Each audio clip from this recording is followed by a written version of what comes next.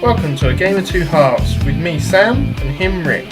We are here again with all the news, reviews and previews of the Premier League action this week. Welcome to a week where Mourinho has a face like thunder as his side gets blown away in a red hurricane. It never rains but it pours for Bournemouth, another defeat for them, and City's blue moon rises above the rain clouds to shine on their win over Everton. Sam and I will once again go through this week's action, discussing the various talking points and looking ahead to a very, very important weekend.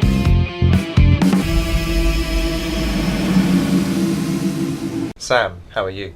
Good, thanks. I think it was a pretty decent weekend of football as well. Yeah, not bad. Some stunning goals, some quite competitive matches, and a shock defeat for a certain team in the top four. Some would say shock defeat, but as we'll come on to later on, I did predict that Southampton would win this one. Yeah. So, but there is only one place to start, I'm sure you'll agree, and that is Liverpool, who brushed aside Manchester United 3-1 to Liverpool to put them back to the top of the table. Where do you want to start? Do you want to start on how poor Manchester United were or how good Liverpool were?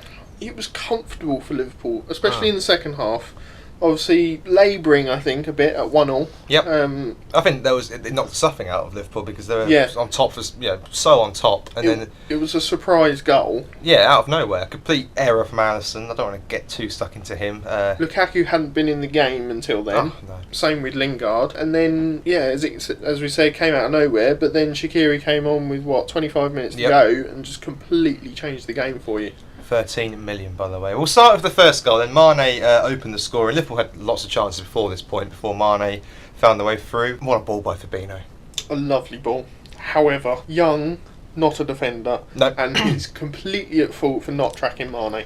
He is, although the ball for Fabinho is absolutely inch perfect. Oh yeah, it's lovely. And the control is exquisite. Off the chest. Yeah, he shouldn't have the time to do it, no. Don't get me wrong, but that is some composure from a chap that missed 3 or 4 good chances of the week. Not to rush it, to take it down the chest and to just light that home. Could De Gea have come out quicker? Seeing where the ball's come from, it's come from 35, 40 yards out into the centre of the box. Could De Gea come out and get it? I'm not sure if De Gea spots how out of position his defenders are. It's a ball you'd expect. You wouldn't expect Mane to be able to bring it down the chest and have time. No. I think the keeper's been slightly caught out by just how far off the defenders are. You don't expect that. You expect Mane to be challenged in that position. Yeah. So that put Liverpool ahead. They had a sort of stonking 25 minutes where United just couldn't pass the football, couldn't get out of their own half, and showed absolutely nothing. And then, as you say, a bit of a freak goal in many ways. Lukaku gets free, gets the ball across, and Alisson, he's now made as many mistakes that have led to goals as Karius and Mignolet combined. That is the stat. However, obviously that stat doesn't tell you how many big saves he's made. No. You could kind of blame the weather. Obviously, we've had a lot of rain this weekend. Playing conditions were difficult. They were. Gripping onto a ball that's coming in across the box with pace, you're going to struggle. As he's grasped onto it, it's come off his knee. Yeah, I think you can also blame Lovren. Unlucky. I think you can also blame Lovren. You love blaming Lovren. Well, no, because and Graham Souness picked up this on Sky. Lovren sort of dangles a leg nonchalantly and non-committally at the cross. You should be blocking the cross at all costs. He's almost thought, well, someone in the middle will pick it up, won't they? Van Dijk will get there. Or I was a bit disappointed. I thought Lovren had a decent game on the whole, actually. I thought both Van Dijk and Lovren won everything in the air and weren't really tested, but I did think he could have done better for the goal. Yeah, you had a slightly more comfortable game than the United defenders, who they lost 1 before the game in Smalling in the warm-up. Even though Bailly came in late, I still don't think that's what caused the issues at the back. No. I think United this season have been utterly clueless at times. It didn't make that much of a difference. I think the setup in the first place was the question. Yep. We didn't know whether they were 4 at the back, 5 at the back, or even just 3 at the back. And Mourinho, his squad selection at the moment is so confusing. It is. He's very much into his stage of picking the players he likes rather than the players he should be playing. Yeah. I can understand to a point why Pogba doesn't start the game. He can be a little bit frustrated in the big games, trying to win it on his own and therefore makes a mistake. But he's a World Cup winner. Yeah. He's got to come on. Yeah. Same with Mata. He won the World Cup with Spain. Yeah. Why aren't you bringing these highly influential players on to try and change the game? Well, further as well, and Gary Neville picked up on this point as well, that the midfielders the United had couldn't pass the ball, couldn't hold on to the ball, They couldn't trap the ball, they couldn't bring it under control and look for a pass. In the first half and pretty much the whole of the second half, Wijnaldum, Keita, Fabinho were snapping through the midfield and winning everything. Yeah. Just quickly on the defence, actually, I thought it was quite interesting that how poor United looked as a defensive unit and how seamlessly Klein slotted back into the Liverpool side. For a player that's not played for over a year, yeah, he has looked done, incredible. He's done well to fit in. Obviously, he wasn't fully out for a year. He's been in training for a long while this season, so he knows what Klopp wants from him. But like Bailly, he wasn't supposed to be in the starting lineup. Milner was going to play, and obviously he tweaked his groin and or was it hamstring? But anyway, he decided he had to sit the one out. And Klein was called in at quite short notice, but I thought he had an absolute stonker of a game. Yeah, he certainly fitted in well. And then second half, Liverpool came at the chaps and pretty much from the off almost scored straight from kick-off with a nice attack. And Shaqiri came on. Credit to Klopp for making that change. It was quite attacking, taking off a holding midfielder and Keita. Yeah, he's so much more positive than Keita. He's always looking for that forward pass and that into the front three. I thought Keita had a good game. I mean, he drove well at the opposition without really causing a problem. But again, it's quite telling that Klopp felt it was safe to go to two in midfield and play four up front essentially, because Shaqiri played as a sort of winger with Salah dropping into the number 10 role and swapping around with Firmino. Yeah, well, I think he realised from the first half that there wasn't going to be much competition in midfield. The United setup, they seemed to just bypass their midfield. They only really had Matic and Herrera in there. Yeah. And neither of them were really causing a problem to yours. No, and I think they were completely outshone by Fabinho, who I thought, for me, was man of the match. I know Shaqiri came and got his 2 goals. I thought Fabinho was excellent. He was snapping into the tackles.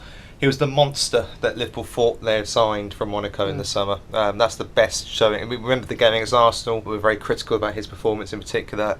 He's a long way from that player from that Arsenal game. He looks so assured in this one. Yeah, he's looking well worth the money now. Liverpool are obviously back to the top of the table. Not much we can talk about on that. They're going to run City close. How close is another question. I think City still remain the favourites. I think that's the honest, grown-up truth about the matter.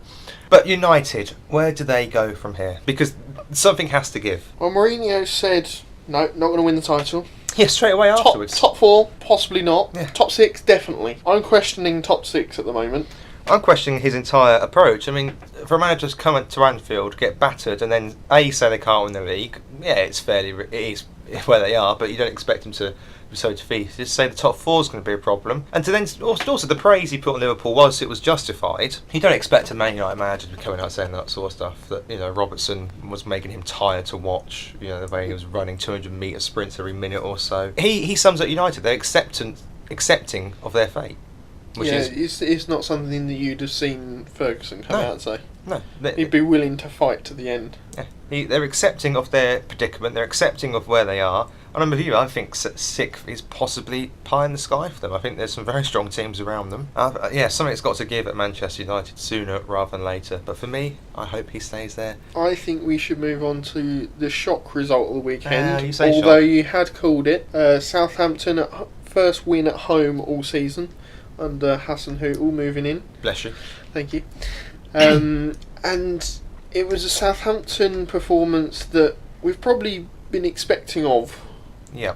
Under a new manager. Obviously, he didn't have much time to gel in the first couple of games, but this game he really looks like he's stamped his philosophy on the team. I think part of the key as well is keeping Danny Ings fit, because he is a goal scorer, and that's something that every team down the bottom needs. And Danny Ings is a very, very accomplished goal scorer, and he played excellently for his 2 goals. I think Arsenal suffered slightly with the fact they didn't have a centre-back, that they played Xhaka as a centre-back. Yeah, the fact that they started with 3 so-called centre-backs and there was only one of them in Koscielny, and he's only just coming back from injury. And then in the game they also lost Bellerin. Yeah. Arsenal probably need to go out and strengthen in January, probably in the back department. They are very light. We've been saying that all season, though. They seem very light, and the quality they've got back there isn't good enough for a... It's not. I think that was really exposed on this one. I can see Callum Chambers potentially being recalled as a quick fix until they can find somebody better. Leno has been playing very well. Yes. He has been lauded as better than Cech, which I think is fair in where Cech is in his career now. But he wasn't great in this one. No, there's not the first couple of errors that he's made this season either. And he was certainly at fault for the 3rd goal. Yes, very much so.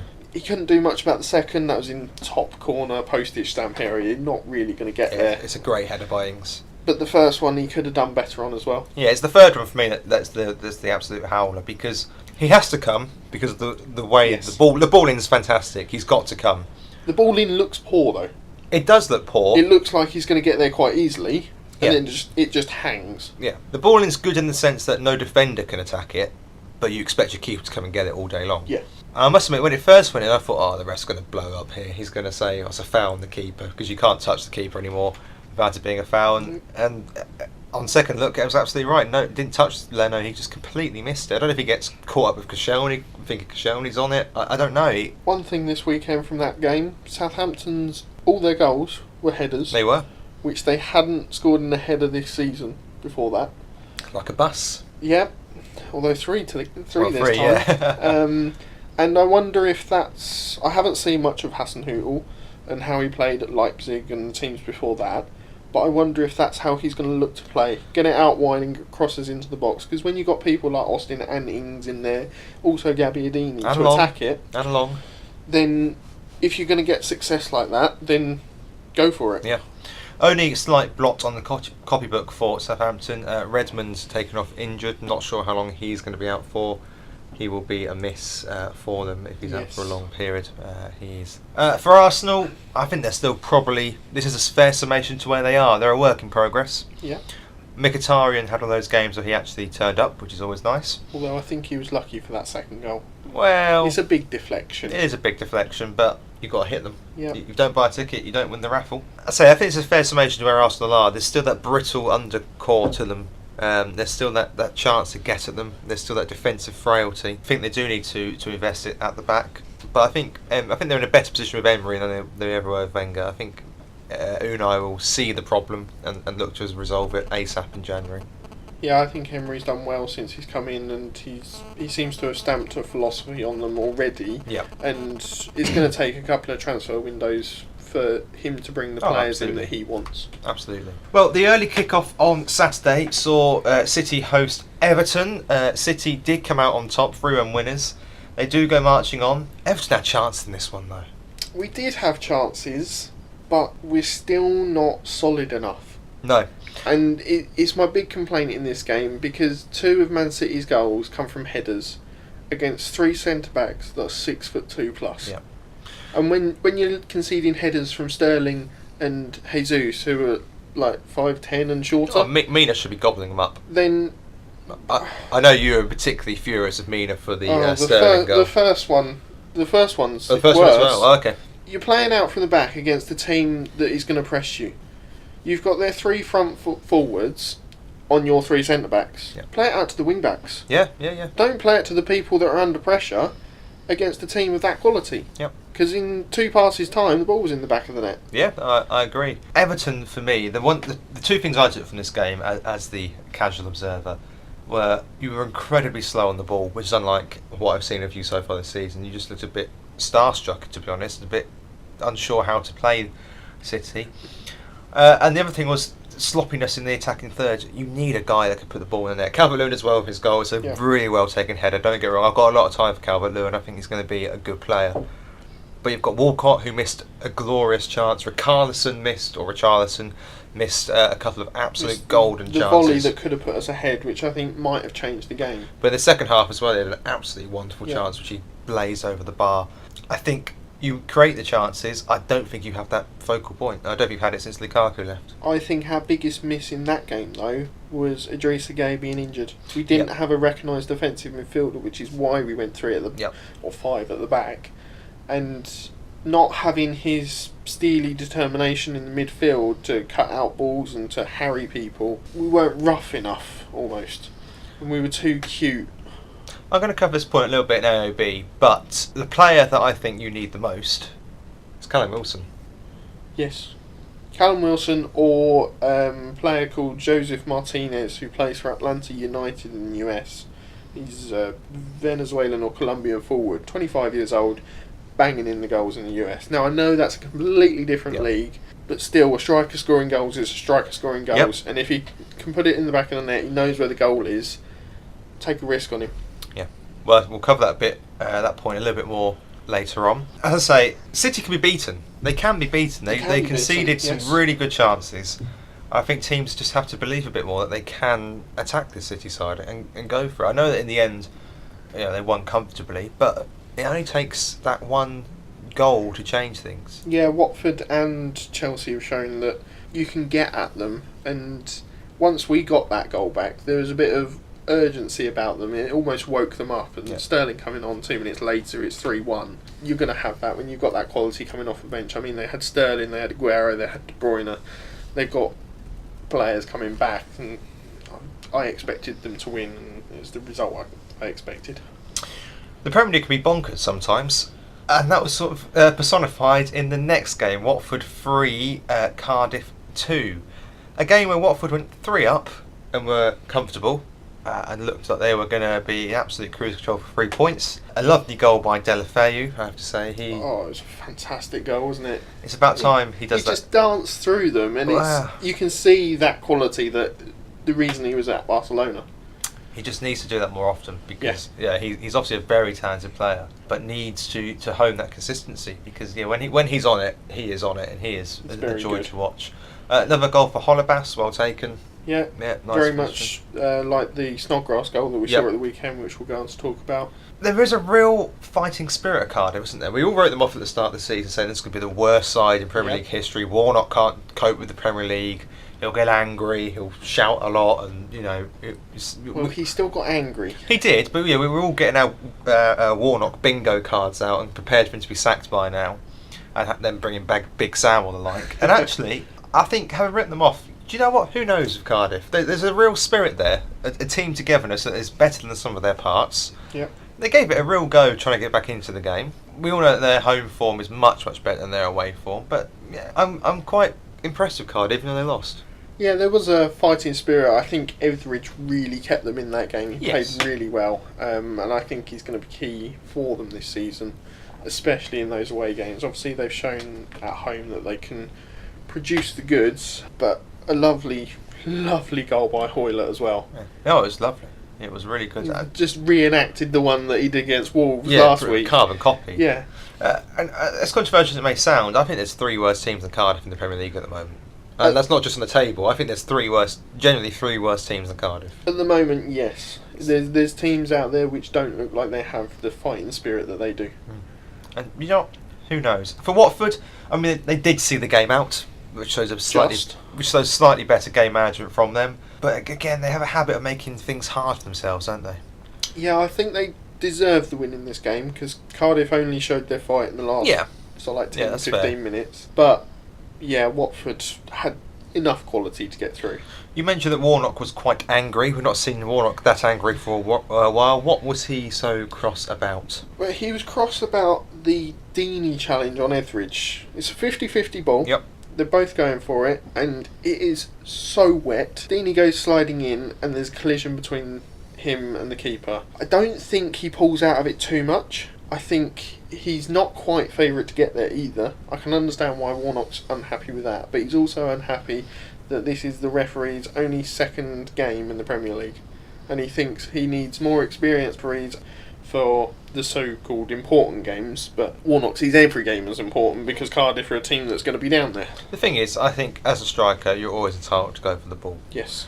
It was quite funny actually in the Liverpool game that Gary Neville got cross with Marcus Rashford for not sticking his head on Firmino's boot and trying to win a penalty. So, I heard that.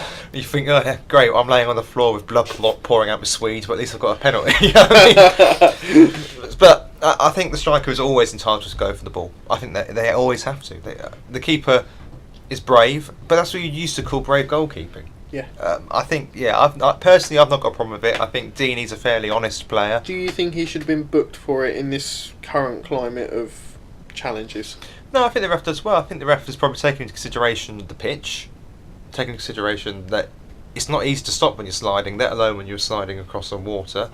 Is Deeney out of control? I don't think he is. Are the studs up? Not massively. I think he is out of control because he needs to take into account the conditions. Well, and that I don't think he was favourite to get there. I think if you're a Watford fan or if that's your player, you're furious if your striker doesn't go for that. I think that's the flip side. He can still go for it, but he can pull out sooner or pull out more. Well, that's one for the debate boards and the Twitter keyboard warriors. We'll leave it there and move on to a very important win for Manager of the Month Benitez and his Newcastle side, who beat Huddersfield by 1-0 away from home. I think there wasn't a great deal of talking points in this one. A great goal by Rondon, a lovely goal by Newcastle as a whole. It was a lovely team goal. I didn't think I was watching Newcastle. No. It was more like an Arsenal or City goal playing out from the back. They didn't really dominate the game either. No. I mean, they only had, 26% possession? That's the sort of game Rafa loves, though, isn't it? That's Rafa's dream result, is they go, win 1-0 away from home with 20% possession. That's a Rafa. That's him being his tactical setup not to lose kind of thing. Yeah. Huddersfield are toothless up front. Dubravka did well when he was called upon, but again, like most clubs down the bottom, they need a striker. Yeah, I think Dubravka did really well for Newcastle, and he kept them in that game, which was key for them going on to win it. Yeah. But as you say, Huddersfield, their strikers aren't taking the chances. They've got to score. They've got to score at home, Huddersfield. They've got to address the home form and quickly, because, as previously mentioned with Cardiff, the teams at the bottom are going to probably surf on their home form. Let's be honest. And they need to start winning games at home. It's a good win for Newcastle. That takes them gives them a little bit of breathing space over the bottom three.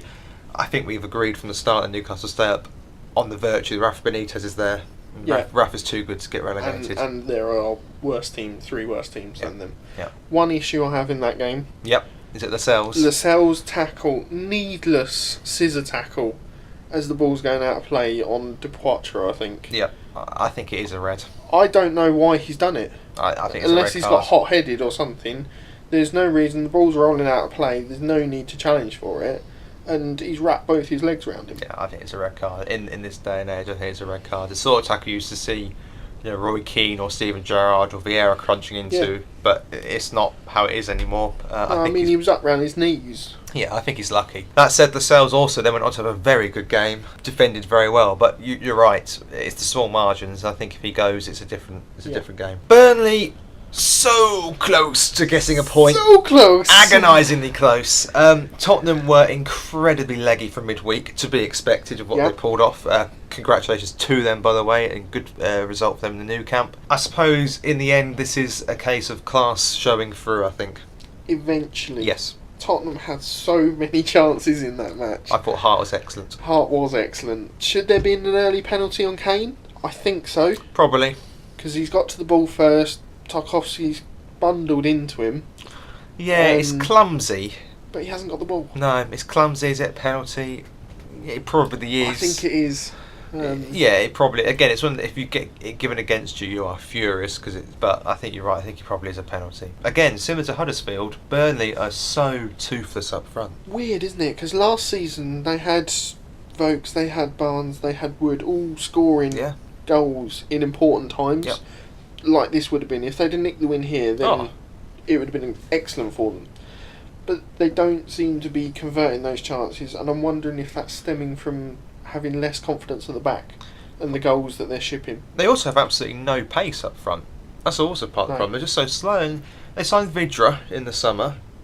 Did they sign Vidra in the summer? I mean, he's not playing. He played a bit in the Europa League quality for me. Wow, he played a little bit in the Europa League, didn't he? And scored. I think, if I remember right, he scored in the Europa League run. He's probably not Premier League quality, but we're never going to know, are we? Because he doesn't play. Burnley aren't creating anything. Yeah, they're unlucky not to get the point here, but I mean, I don't think they were close to winning the game at any point. Oh, not at all. I mean, some of the top Tottenham chances that they missed were absolutely laughable. Yeah. They did their best to be Spurs. Yeah, they very nearly succeeded. But as we say, in the end, Eriksen's quality showed through. Yeah.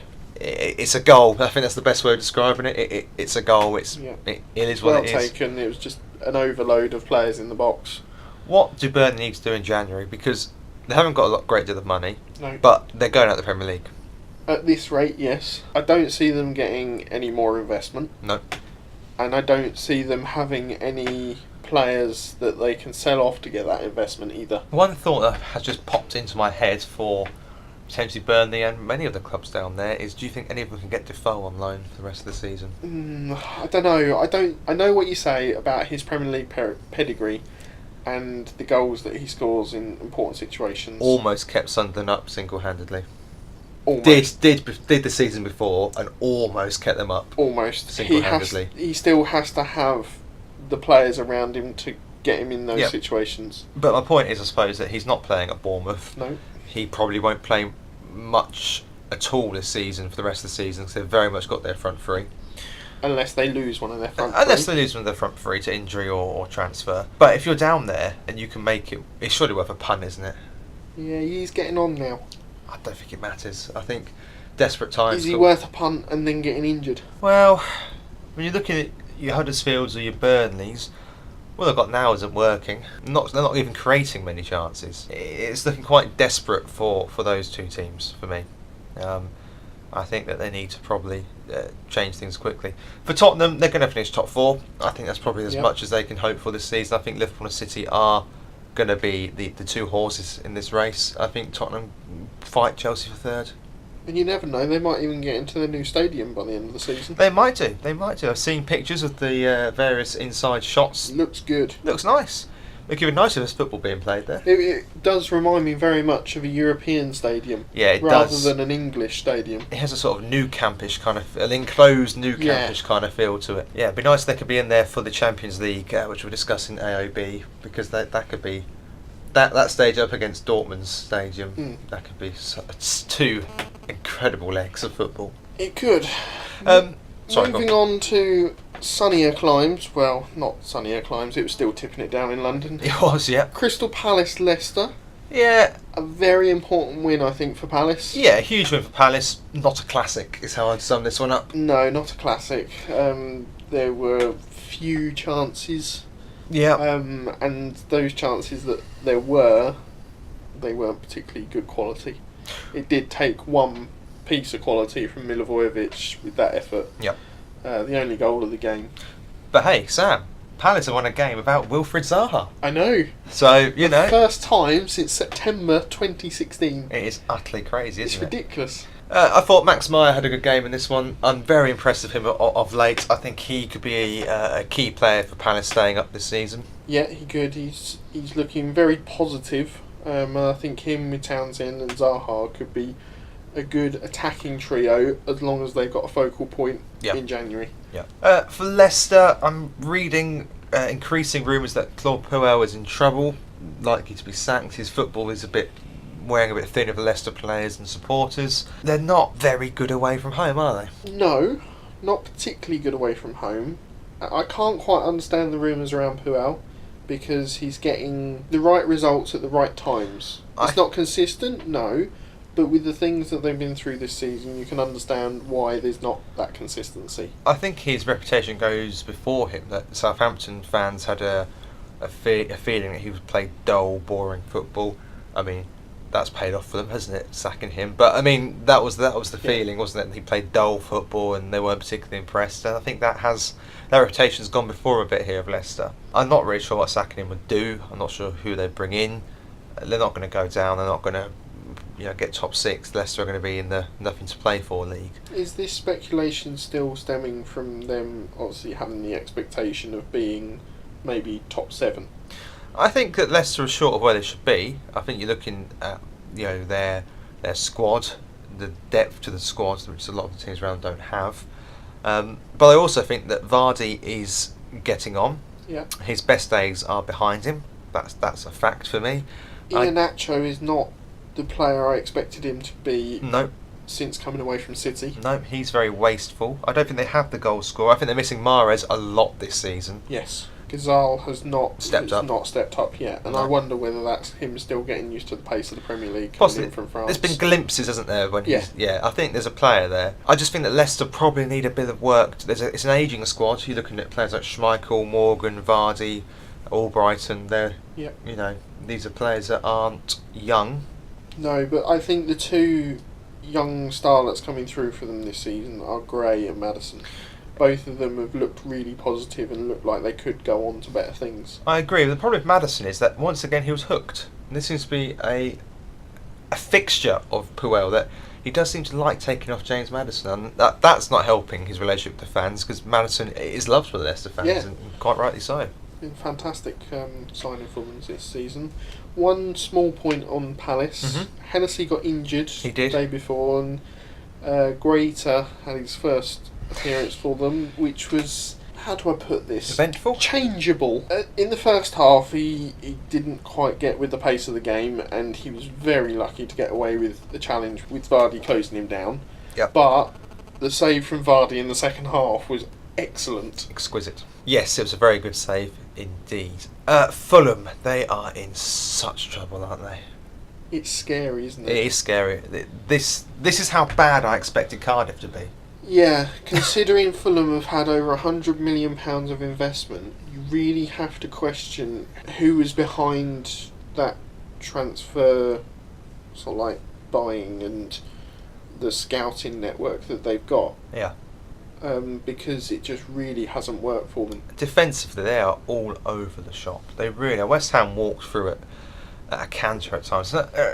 Just before we completely dissect Fulham, West Ham are really starting to turn it on now. They're looking like a real good team, I have to say. I think that they could possibly finish as high as 7th, maybe even 6th. I'm not sure. They've certainly got a style of playing under Pellegrini now, and I think it's...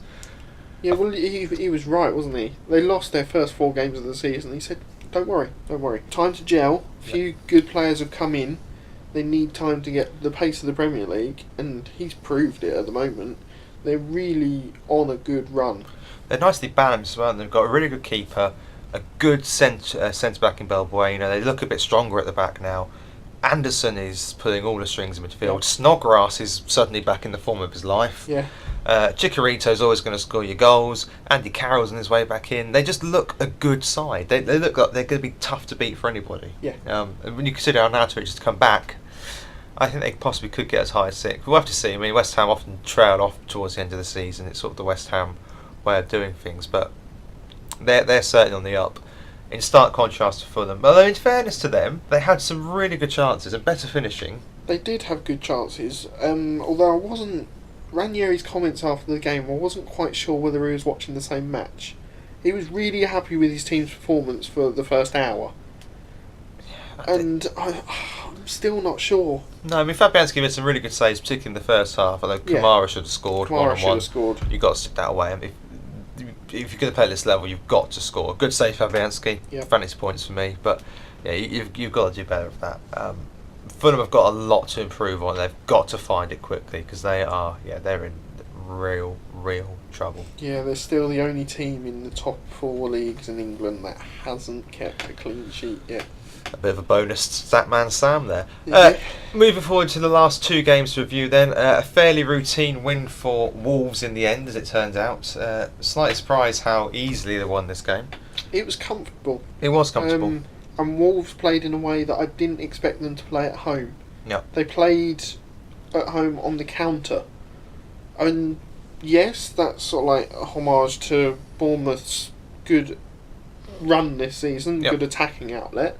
And it really did work for Wolves. I think Espirito Santo got the tactics right in this. He did. I thought Bournemouth were unlucky to hit the bar with Stanislas. That could have changed the game if that goes in. Look, Eddie Howe's not going to get sacked. We all know this. But Bournemouth need to turn things around quickly. They've slipped. I mean, let's say they're not going to get relegated either, but they're slipping down the league. They have had some hard fixtures in there. Let's not get away from that. But they've got to start winning again soon for me. Yes, they have. They've got to start winning some games soon to get themselves out of this slump. Elsewhere, Chelsea completed the weekend with well, I suppose it was a fairly routine win over Brighton. It was a bit of a nothing game, really. Hazard decided that this was going to be the game. He reminded us how good he can be. Yep. His goal was delightful. It was. His setup for Pedro was excellent. The thing that really stood out for me in this game is that Chelsea, much like Huddersfield, much like Burnley, need a striker. Yeah, they can't kill a game off, can they? No, they need a striker. They haven't got one. Obviously, they weren't 2-0 up, but once Brighton got that goal back, they weren't looking to kill it off like Liverpool did, like Man City did this weekend. And I think that's where the difference is between that Chelsea's calibre and the City and Liverpool. Yeah, I agree. I mean, some people will be screaming, well, Liverpool don't really have a striker.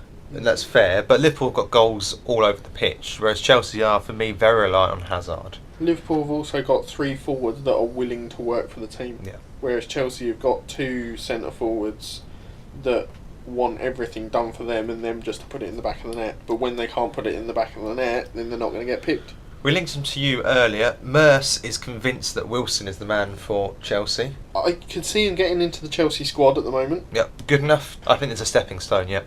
Yes, I think there's a stepping stone as well. I think he needs to be no disrespect to the quality of players there are at Bournemouth, but he needs to step up with the players around him first to then go to a higher level again. Yep. So I could possibly see it in time to come. I don't think it will be Chelsea. I think it's more likely to be Tottenham once Llorente goes. Yeah. But yeah, Chelsea certainly needs something extra. And just finally on this one for Chelsea, they're going to be battling Spurs, Arsenal for the top four, aren't they? I don't think they're going to be fighting City and Liverpool. No, in recent weeks they don't look like the team they did at the start of the season under Sarri. Yeah. And I wonder whether that's because of the media speculation of whether players are playing in the right positions and whether he's getting the best out of them. Hazard's also flirting with Madrid again. Isn't he always? Well, yeah. Well, that is the announcement going round the ground. We are into the extra time period, the time added on into the first half. We'll now carry you through, as always, with our combined team of the week, overall team of the week, player of the week, and villain of the week. Sam, do you want to kick us off with your combined 11 of the week, if you will? Combined 11 of the week. I've gone for a 3-4-3 this week. Very good. The pep of the pod. The pep of the pod. Dubravka in goal. Mm-hmm. I thought he had a really solid game for Newcastle, and without him, I don't think they'd have won it. Yep, no, fair enough. Holebas, Balbuena, and Cody. Holebas, lovely goal for Watford. Yep. Balbuena, solid at the back for West Ham, and seems to be there or thereabouts each game for them. He's consistent. And Cody for Wolves made some excellent last-ditch tackles. Yep. Midfield 4 of Delafeu. Understandable. Lovely goal and assist, and I thought he was Watford's best player. Yep. Milivojevic for that goal, plus getting Palace that much needed win. Yep, fair enough. And as we've said, Fabinho and Shaqiri were Liverpool's standout players at the weekend. And then up front, I've gone for Gabriel Jesus. 2 goals against us. He's that player that Man City need when Aguero's not there. And it is Christmas. Yes. Eden Hazard, as we said, goal and the assist, and Danny Ings for his 2 goals for Southampton, which were crucial in that victory for them. Very good. We've gone similar in some departments. I've gone Joe Hart. Well, actually, I've gone a 4-2-1-3. So, Lovely. Watch out, Pochettino. Joe Hart in goal. I thought he was the reason Burnley was still in the game. I thought he performed very well this weekend. A bit unlucky to be on the losing side come the end of the game.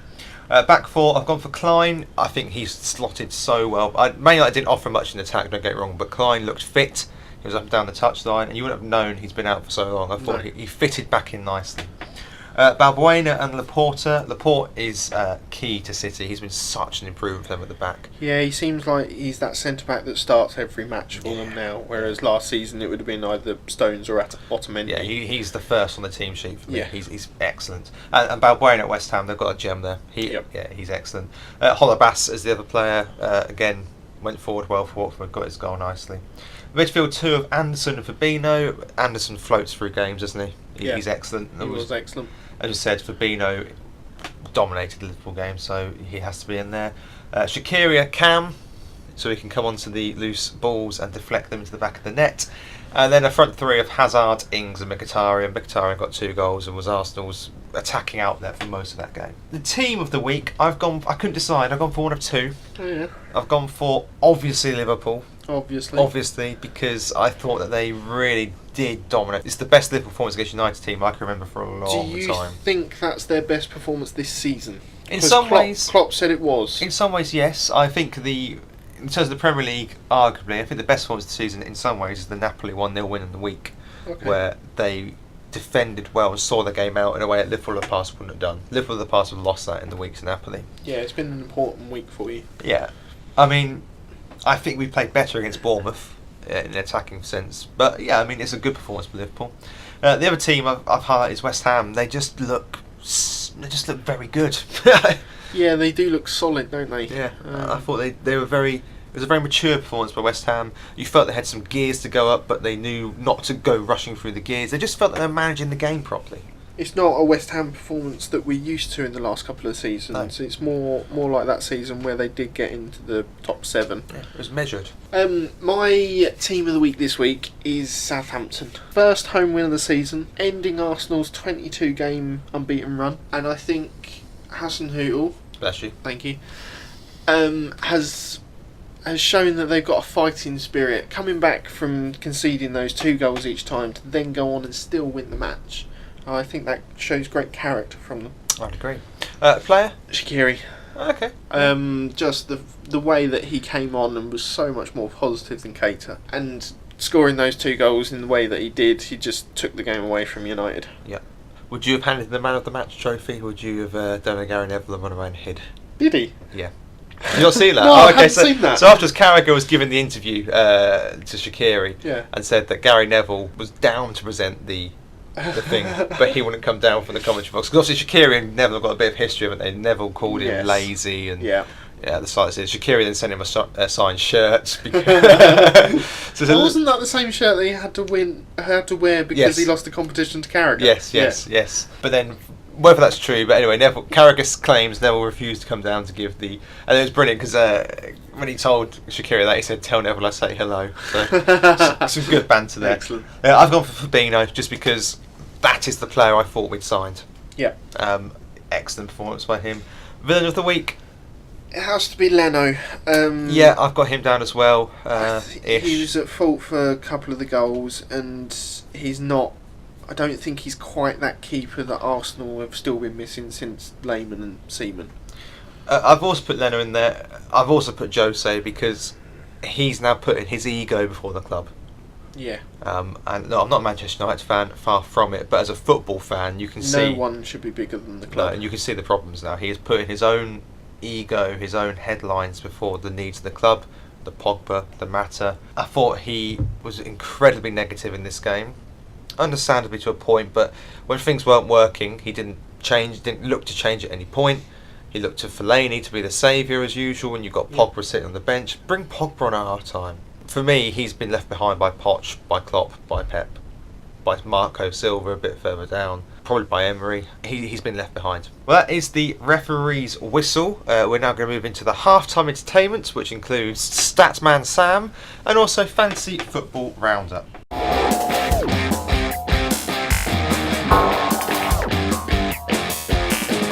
So Sam, how did you get on this Cup week in fantasy football? Did you go through? You did. You are through. Congratulations. I'm out. Lovely. I lost by 17 points to Ferguson 22. So congratulations to the chap who has that. And I won by 24 points. Very good. Against Black Panthers. Ooh, excellent. So how did you do overall this week? I did better than average. Average was 43 this week, and I got 48. Just pulled away again. I got 44 this week. The key one was Sane as captain with those 2 assists. Good call. I had Aubameyang as my captain, so a solid 4 points there. Fabianski in goal for me, did well. Alonso, he's coming out because Chelsea are conceding too many goals to justify his price tag. And Wan-Bissaka, the unlikely performer of the weekend. I had obviously Mane with his goal, and then Anderson with his assist. My midfield really got most of my points this week. Yep. Although my change for next week, I believe, I've bought Rudiger in. Very good. For Bellerin being injured. Very good. I've bought Digne in for Alonso. Ooh. He's always in the bonus points, Digne. Yeah, I don't know why. But he gets forward well. Yeah. Yeah, he's a good player. Stat of the week with Statman Sam. My stat of the week this week is Huddersfield strikers have not scored a league goal this season, and also in their match against Newcastle this weekend they had the highest percentage of any team to go on and lose a match with 74% possession.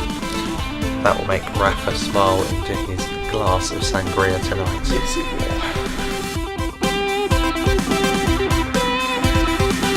The players are back onto the pitch. It's time for the second half. We'll do the preview part of the pod, finish up with AOB, and also have a little catch up with where we are in the prediction table against each other, because I believe I'm doing quite well. Yes, you are. Yes. Should we just go through the games in order, rather, so we don't miss any? Yeah, sure. Fantastic. Okay, so Friday night, There is Friday night football. It's Wolves hosting Liverpool. Potential banana skin, this one for me. Yeah, Wolves at home, I think they'll play much the same as they did this weekend against Bournemouth. Yep. I think he'll make a few changes as well. Yep. Just to keep freshness in the team.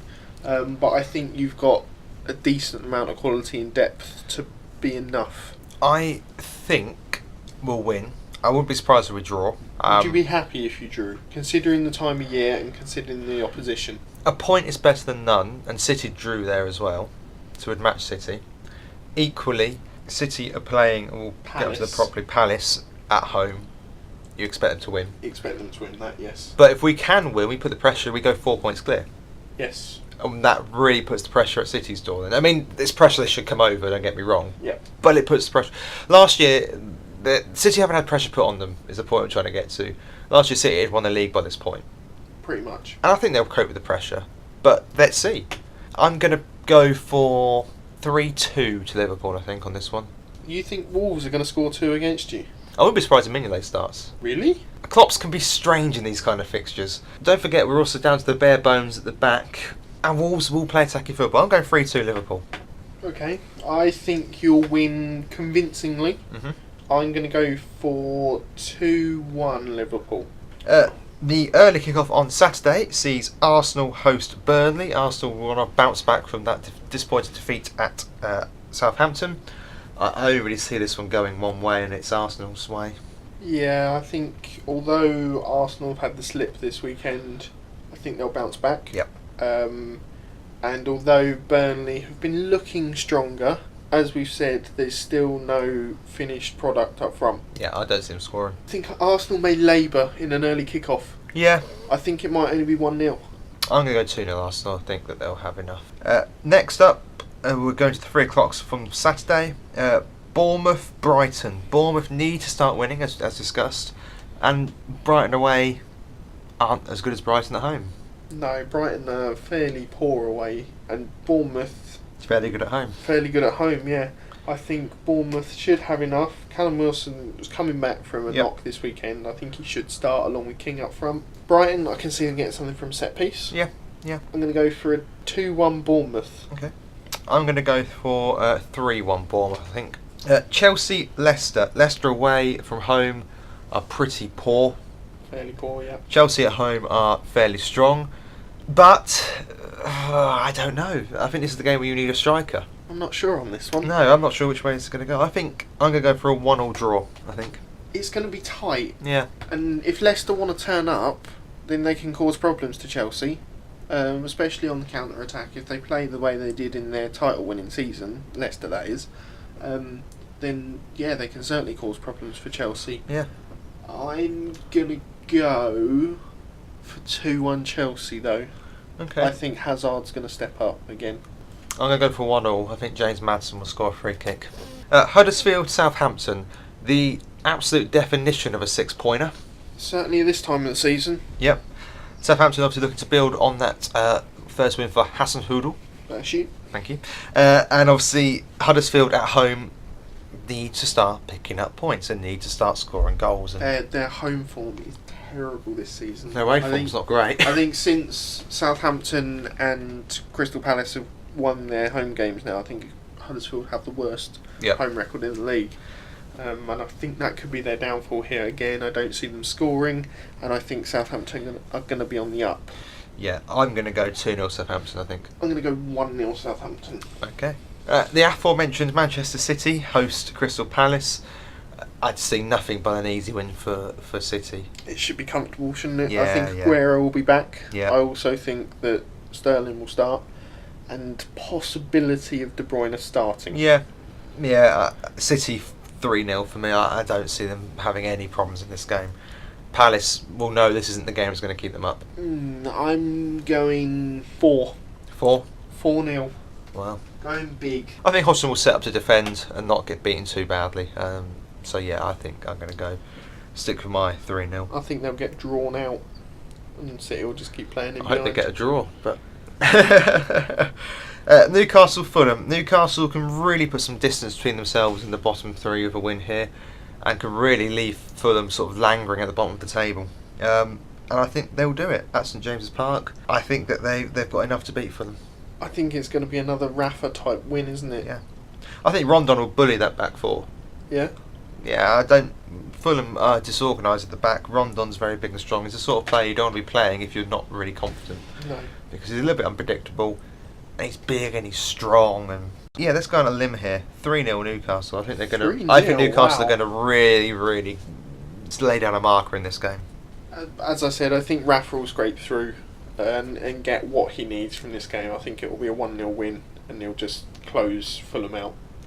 West Ham, Watford. West Ham at home. Watford are an interesting side, as are West Ham. Could be goals in this one. Goals, goals, goals. I really hope there's lots of goals. So that's going to be 0-0. Yeah, probably. But as you say, West Ham scored, 11 in the last 4 games, I think?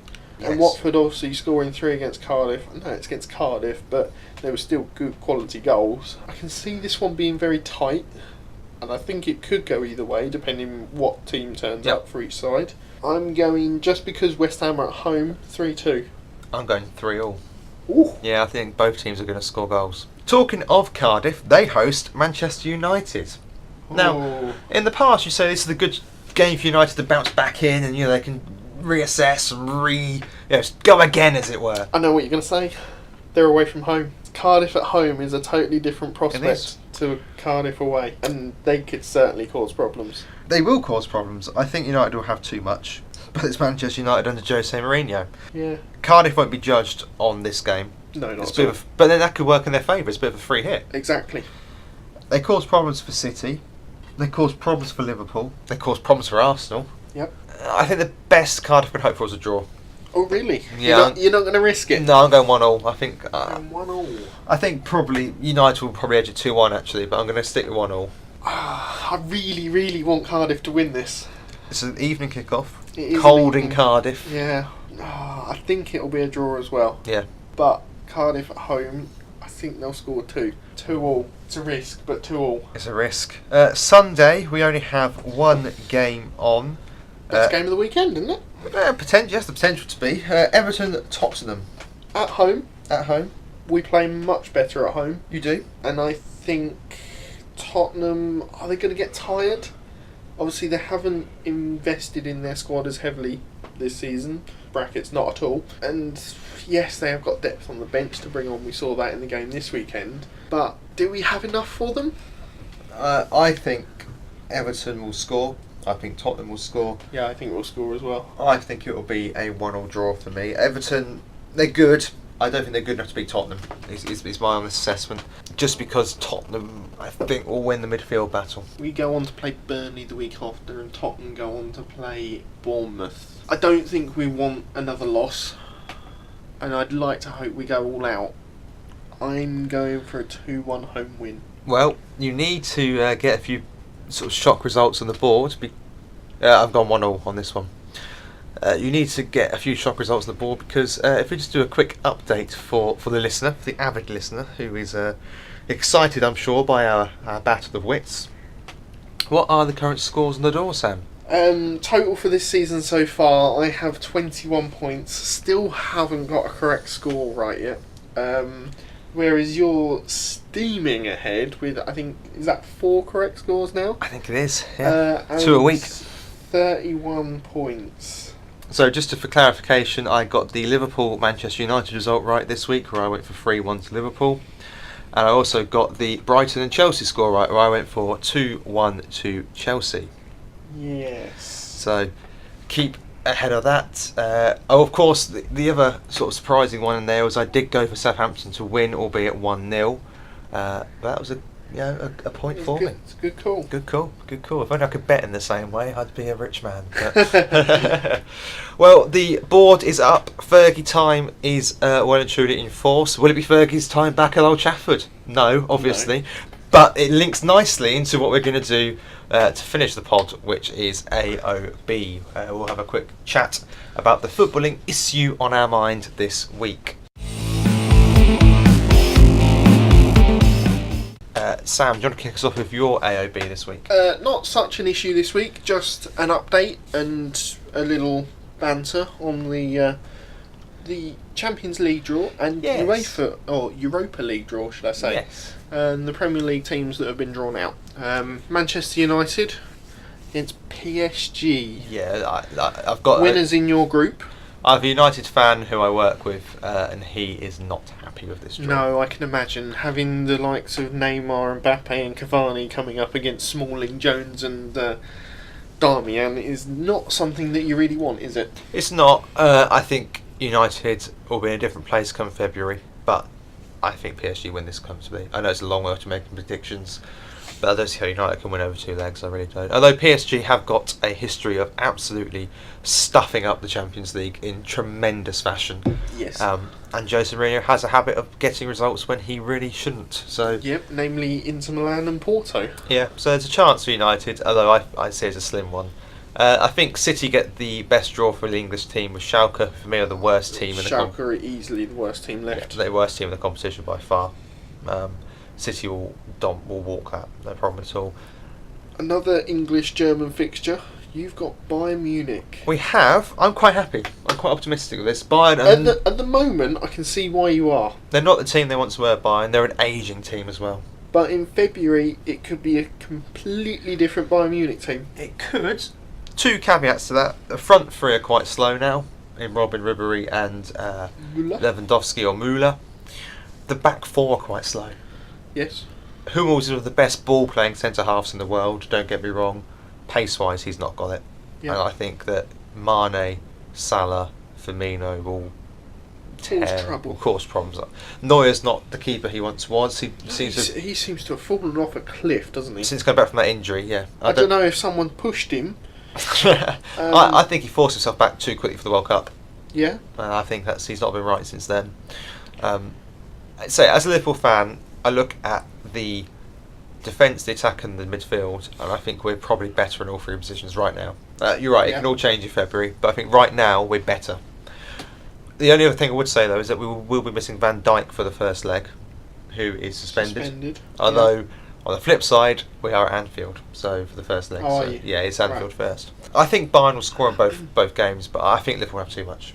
They're certainly the team I wanted to avoid is the team Tottenham got. Dortmund scare me. Dortmund are really scaring me. Frightening at the moment with the way they're going through the Bundesliga, and they seem to go in fits and starts, don't they? You remember 3 or 4, maybe even 5 seasons ago when they got to the final against Bayern Munich, their team was top class, and I think they've gone through that progression again, and they've got back to a team where there's energy and there's youth in there. As I said, the key for me is the youth. They're such a young team. But there's still Champions League experience in there. You've still got Goetze in there. You've still got Kagel in there. Royce, who's just Dortmund through and through, isn't he? I said to the chap who I work with today while it's being drawn, Dortmund were the one team I really wanted to avoid, because I think you have to score 6 or 7 to knock Dortmund out of this competition, because they will score goals. Tottenham could go through, don't get me wrong, but this is going to be an 8-6 or something ridiculous in aggregate because both teams are going to score. It's going to make for a good match, that, both home and away. Yeah, and I'd say I've got a cheeky bet on Dortmund to do the double this year. Ooh. They scare me, Sam. They really. I watched the way they took Atletico to pieces, and Atletico don't get taken to pieces. No, I mean 4-0 away. Yeah. In Madrid is happen. Unheard of. Doesn't happen. They're not scared of anyone, Dortmund, and this is Sancho's chance to shine on the Champions League level. So yeah, I have the fear of Dortmund, so I'm happy we've managed to avoid them. Couple of the other standout matches in the Champions League, I think Ajax Madrid. Yeah, Ajax could win that. That could be a banana skin for Madrid. Yeah, the way Ajax they've been playing this season. Obviously, Matthias de Ligt has been named Golden Boy. Yep, Trent second. Yep. And I think, they could cause troubles for an ageing Madrid now. Yes, I think the other potential banana skin there is Lyon Barcelona. Lyon beat City, let's not forget. Yep. Good side. Nabil Fekir, good player. Obviously, keeping hold of him in January will be key for them. I think Barcelona will win that one, but Lyon will cause some problems. Certainly.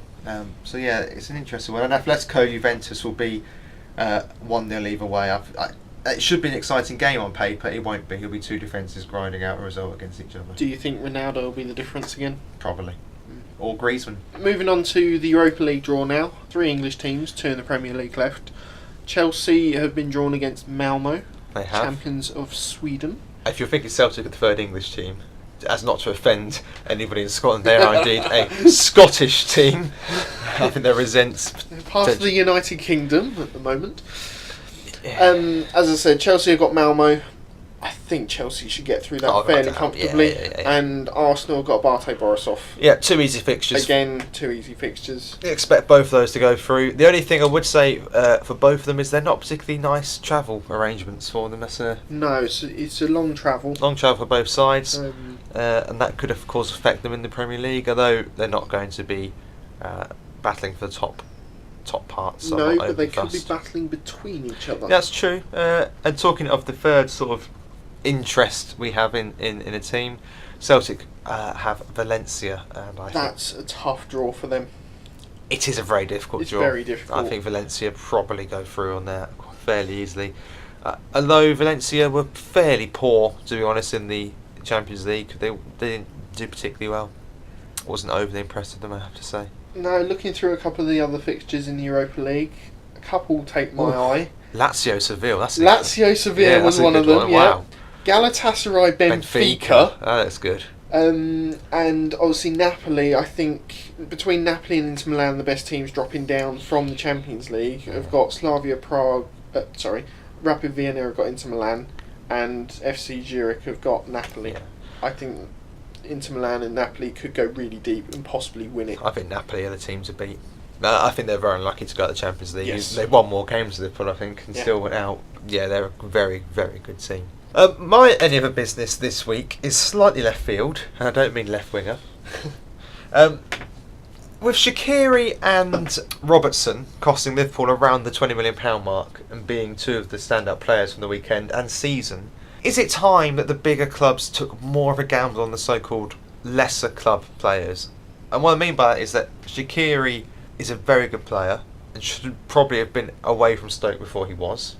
Well, yeah, he's dropped. I never understand the moves he's made. He's been at Inter Milan. Yep. He's been at Bayern Munich. Yep. He's been at Stoke. Yeah. What makes you go to Stoke? It's Premier League football, isn't it? It is Premier but League I think it's football, also part of the fact that the big teams generally don't take chances on players that aren't. It did give him a chance to shine, didn't it? It did. I look at Manchester United. I don't want to just stick the knife into Jose, but you're thinking you've spent however much on Lukaku and Pogba. Yep. And they're both good players in their own right. But at the moment, Shaqiri is looking more of the 60, 70, 80 pound player than Pogba is. Yep. Lukaku isn't looking to justify the price tag. And you just wonder that, is it? I think you've got Ali at Tottenham, who obviously went from NK Dons. And, 5 million. And Robertson, 8 million, who they're essentially free because Kevin Stewart went the other way for 8 million. Yep. Well, yeah. And Yeah, that was a mad piece of business from Liverpool. crazy. And for being at Shaqiri costing 13. I know it doesn't always work out, but there's some really good players at the so-called lesser clubs that I sometimes think there's an arrogance in the bigger clubs not to. They want the big marquee signing, where actually sometimes taking the so-called lesser player is probably the better option. There's Well, less yeah. ego to fit into the team for a start. With some of them there's less ego. Obviously there have been players where it's gone wrong. Yep. United have done it before with Zaha. A fairly big ego, went into that club, was expected big things of him. Wrong time, Wrong time, certainly. wrong manager. And I think for certain players there are certain clubs that fit. Yeah, that's and true. that's the reason that he went back to Palace. Yeah, I agree with that. And we had a bit of fun beforehand going for moves didn't quite work. A few go around Liverpool. The Roy Hodgson banter era. Although to be fair, he wasn't responsible for Joe Allen. Signed from Swansea by Mr. Brendan Rodgers. Didn't really work out. Charlie Adam from Stoke. Ricky Lambert. No, from Blackpool. He Oh went on yeah, to sorry. Stoke. He went on to Charlie Stoke. Adam from Blackpool. Yeah, that was good. No, I think we also had Paul Konchesky on our books at that time. From West Ham, yes. Ricky Lambert from Southampton, oh I don't my think word. worked out very well. Fabinho Barini, oh my word, yeah. Let's not go Yeah. back into that banter era, please. That That was a great time, wasn't it? Oh man, it was so But depressing. even when Man City was starting to build, they brought in some questionable players. Yep. You remember Benjani, who used to be at Portsmouth, did really well for them, got an FA Cup win. Yeah. Went on to Man City and was nowhere. Rubino turned up thinking he was at somewhere else, if I remember rightly. Yep. So that was always a bit embarrassing. And then Bojan coming in at Stoke from Barcelona. Yeah. Coming in from a team with such pedigree, you'd expect him to perform. And I know some people coming into the league is a different equation for them. And some players are able to turn it on and adapt really well. We've seen that with Anderson this season. But some players really just doesn't work for them. But I'm looking at what, again, I'm going to focus on United a bit. I'm looking at what they're missing in midfield. And I'm thinking of the player that fits them is Doucouré at Watford. Yeah. Will they sign Doucouré? No. We hopefully will. But with respect, that's a sideways step for Doucouré. Yeah. It's a club that's around about that part of the Premier. Manchester United need a player like him in midfield, but they'll go and spend however much money going to get Allen from Napoli or wherever, when you've got a player in the Premier League already, at a lesser club, who can probably do the job. Do you know one of the best players in the Premier League over the last 3 seasons that's come from a lesser club? Kante. Kante and also Idrissa Gueye. Well, Both defensive midfielders come in from France, play for those lesser teams. Kante's gone on to get the big move that he wanted. in fairness, that's slightly made more complicated by the fact that Leicester did win the league that season. Would he still have gone to Chelsea if Leicester didn't win the league, is my question. Yes, I think he would. I think you saw it with Aston Villa, who went down same season or season before. Idrissa Gueye was their standout player, and that was the reason that he came to Everton. I suppose it also links to how surprised I was that we had no competition in signing Shaqiri. Yeah. I couldn't believe it. I'd have loved him. I'd have had him over Walcott any day. Well, you'd have had a bottle of water over Walcott any day, in fairness. But it just shocked me at the time, thinking that, we're paying, by today's standards, pennies in 13 million, and nobody was fighting us for his signature, and I couldn't work it out at the time. Nobody's fighting us for Andy Robertson's signature for £8 million. You'd have thought that perhaps a club would have dived in and offered Hull a bit more. I can't. It blows my mind. I just looking at some of the teams, looking at Chelsea, they need a striker. You can bet your bomb dollar if they get one, they'll go for a Benzema or somebody equally ridiculous and pay a lot of money. But there's players in the Premier League that they could have. Yeah, and I mean, even stepping from a lower level up to a mid-level team in the Premier League. So people like the top clubs in the Championship. I remember we got John Stones from Barnsley. Yeah. And we've made 10 times the price on him. I think it's how a club sets up with its scouting network and how the affiliations go with clubs in the near area and the academies that they're used to scouting for. Yeah. Whereas you've got these big multi-million pound top 6 teams that will go out across the world and find it. The other problem don't look to homegrown talent. No, the other problem is that because of the amount of money these big 6 teams have, the fans, the media, expect them to sign marquee players. Yes. We were mocked. I'm going to focus on Liverpool, so it's obviously the thing I know the best. We were mocked a little bit from the memes on the Twitter, etc., for Robertson and Shaqiri. Is that the best you can buy? Blah blah blah. And you can see it to a point because you are spending peanuts in today's market. But they've worked out better than the big signings. I think we can all agree Robertson's worked out better than Lindelof, for example. And Shaqiri's working out better than Fred. It just shocks me. I think that there needs to be a deflating of arrogance in many ways for the clubs to accept that not every player has to be a marquee player. You can have squad players, and you should have good squad players. It's the first time I can remember Liverpool be able to bring a player off the bench to change a game. I can't remember the last time that happened. Perhaps the Lana 2 seasons ago against Norwich, where we scraped a 5-4 win and celebrated like we'd won the bloody trophy. But I can't remember the last time we had such strength in depth on the bench. I'm not saying that we're the best club in the world for doing this. We've made our fair share of mistakes and let our fair share of good players go. I just think that a top 6 club needs a big squad, needs a good squad. And I don't understand why more punts aren't taken on these kind of players. Wilson is a top 6 player for me. Yeah, and I think once he gets into a top 6 team, he can rival Kane for an England position. Yeah, I agree. Doucouré is a top 6 player for me. Yep. Idrissa Gueye is a top 6 player for me. Pereira? He falls into the Arnautovic category for me, where to an extent I suppose Shaqiri, on his day, very good, perhaps needs to be a bit more consistent. Anderson at West Ham? Yeah. Digne at you guys is better than what Man United have at their disposal at the minute. think it's probably better than what Tottenham have in Serge Aurier. I think Trippier is still very good. I thought Danny Rose played well as well. I think Digne is better than Kyle Walker as well. I just think that there are these players out there that top 6 clubs should just cut their ego and sign, because I think they'll do better for them in the long run. Yeah, I mean, even you're looking at people that don't have the ego, they normally come in for a lesser price as well. So it's less risk. Yeah, and they know the Premier League. They know the Premier League. Yeah. Well, thank you very much, as always, Sam. Another pod recorded. The penultimate one before Christmas. We'll be back on Christmas Eve for the festive special. I will see you next week, Sam. Have a good one. You too. Let's see what happens with the weekend ahead. Here's to football at Christmas.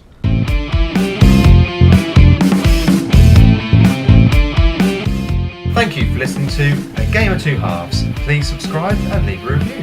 You can also find us on our social media, on Instagram at A Game of Two Halves Pod, and on Twitter at @A_game of. You can also email us at gameoftwohalvespod@gmail.com.